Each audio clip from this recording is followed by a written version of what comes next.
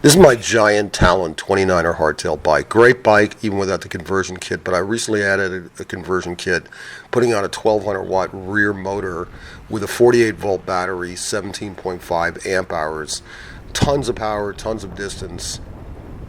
Here in Santa Cruz, California, where I live, Northern California coastal town, got tons of hills here. This here in particular is about a 20% grade.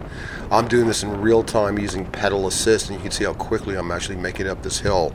Very short, very steep, very difficult under the best circumstances, but this bike just powered through it.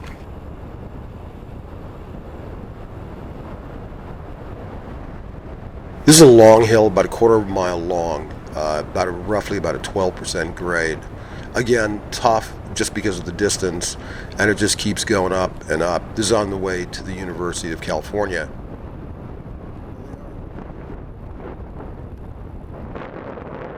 Here I am hitting one of the higher hills, more of the steeper grades.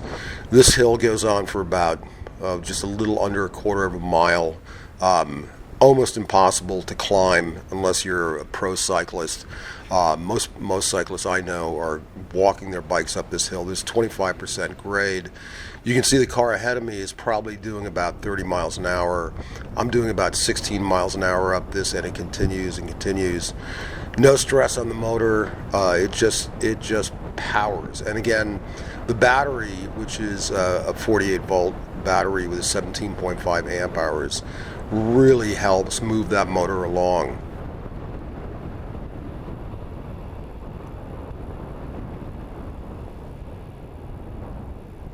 This is Highway 1 heading south. I'm doing about between 38 and 42 miles an hour.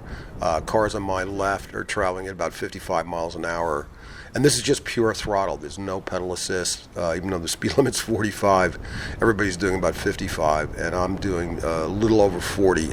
And it could still go faster than what I was doing. It was just a little bit on the nerve-wracking side to try and press it farther than that.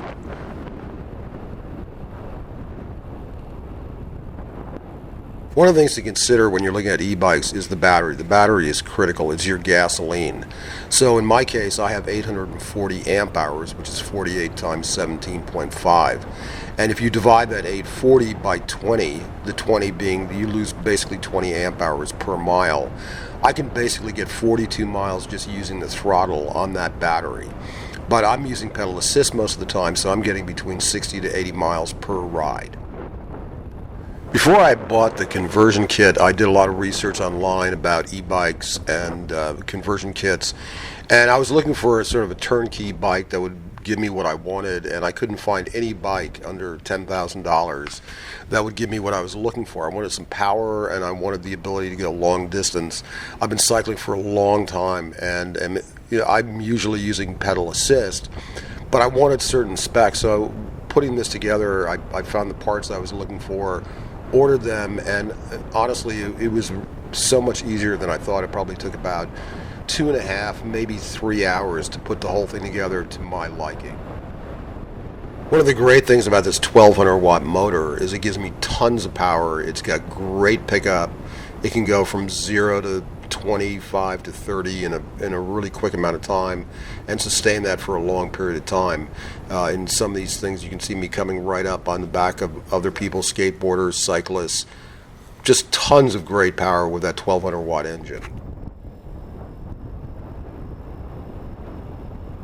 One of the great features about this 1200 watt hub motor is that it comes with an LCD display. I bought this from the e-bike motors out of China, and the LCD display controls all sorts of functions on the bike, and one of the things you can do is put a governor on it. You can control how fast your maximum speed is.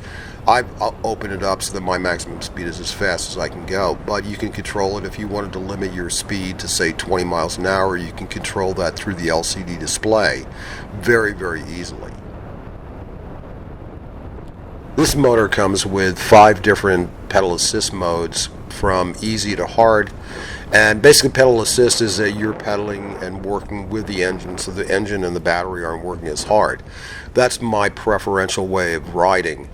It gives me a lot more distance, and it gives me a lot more exercise, and it's more of a true feeling of cycling. But you can choose whichever mode you want, and you can turn off pedal assist and just simply throttle the bike.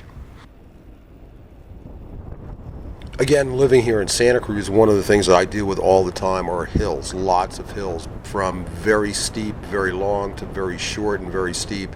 So one of the things I was looking for in putting this kit together was that it could handle these hills and continue to give me the kind of distance that I'm looking for.